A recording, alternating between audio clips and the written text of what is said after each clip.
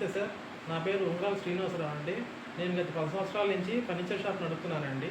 అలాంటిది 6 సంవత్సరాల కిందట ఎన్ఆర్పేటలో ఉన్న అక్కినేని శ్రీనివాసరావు గారి ఇంట్లో నేను గోడౌన్ అద్దెకి తీసుకున్నానండి. నెలకి 6,000 చొప్పున అద్దె చెల్లిస్తున్నానండి. అలాంటిది ఈరోజు సాయంత్రం నాకు 7 గంటల సమయంలో ఫ్రెండ్ తెలిసిన వాళ్ళు ఫోన్ చేశారండి. మీ గోడౌన్లో తగలబడిపోతుంది, ఫర్నిచర్ తగలబడిపోతుంది అని ఫోన్ చేశారండి.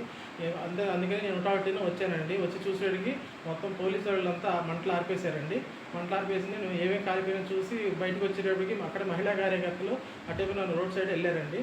తర్వాత ఫర్నిచరు నా కంప్లైంట్ కాలిపోయిన దాని నిమిత్తం 3 టౌన్ పోలీస్ స్టేషన్కి వచ్చి కంప్లైంట్ ఇవ్వడానికి వచ్చారండి. కానీ అక్కడ కాలిపోయిన ఫర్నిచరు నా కార్యాలయానికి సంబంధించిన మాత్రమేనండి. అది వేరే సాక్షి కార్యాలయం కానీ వేరే వాళ్ళకి కానీ ఎటువంటి సంబంధం లేదండి. అది కేవలం నా షాపుకి నా కార్యాలయానికి సంబంధించిందేనండి. దానికోసం నేను ఈరోజు 3 టౌన్ పోలీస్ స్టేషన్కి వచ్చి ఫిర్యాదు చేశాను. కాబట్టి మీరు నాకు న్యాయం చేస్తారని కోరుకుంటున్నానండి. నమస్తే.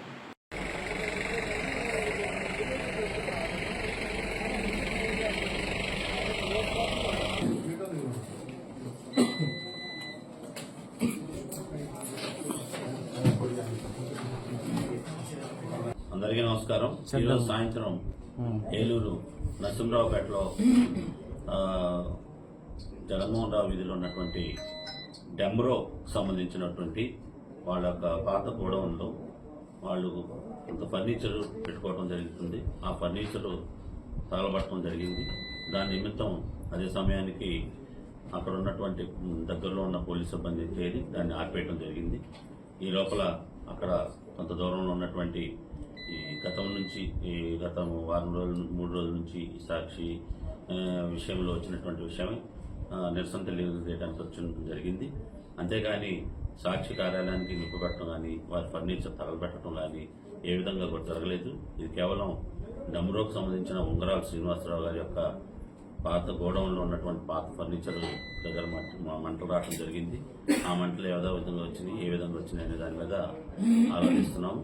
అంతేగాని సాక్షి కార్యాలయాన్ని కానీ సాక్షిలో పనిచేసే సిబ్బంది కానీ ఎటువంటి ఇది కలగలేదు. పూర్తి స్థాయిలో బందోబస్తు ఏర్పాటు చేయడం జరిగింది. ఎక్కడ కూడా ఎటువంటి అవాంఛనీయ సంఘటనలు జరగకుండా చేశాం. అదేవిధంగా ఏదైతే అక్కడ నిరసన జరపడానికి వచ్చిన వ్యక్తులు కూడా ఆ సమయానికి ఆ యొక్క ప్రదేశానికి సుమారుగా 200 మీటర్ల దూరంలో ఉండటం కూడా జరిగింది. కాబట్టి ఈ విషయాన్ని గమనించి ఎవరు కూడా ఈ సోషల్ మీడియాలో వస్తున్నటువంటి పుకార్లు కానీ వర్గ వైవిధ్యాలు కానీ వివిధ వర్గాల మధ్య ఎటువంటి అభద్రతాభావం కలిగించే విషయాలు కానీ ప్రచారం చేయొద్దని మనం చేస్తున్నాం. అట్లా కాకుండా సోషల్ మీడియా వేదికగా మీ ఇష్టం వచ్చినట్టుగా ప్రచారం చేసి సమాజానికి హానికరే విధంగా వర్గ వైవిధ్యాలు పెంచే విధంగా కనుక చేస్తే వారిపైన తగిన చర్యలు